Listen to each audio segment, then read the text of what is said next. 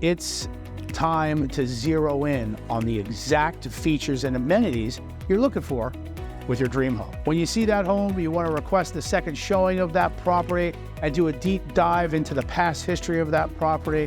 What kind of renovations have been done? Where are the property values now? Have they risen in that neighborhood? Or has the neighborhood been somewhat slow in growth? Asking these questions to keep you informed further downstream is something that you need to always be contemplating, and working with that professional can always help you. Other details what we need to request from the seller, if not available, is if you're far away, I always like to send you the 3D tour of the property, so you can kind of do a walkthrough if you're not boots on the ground here in sunny Florida.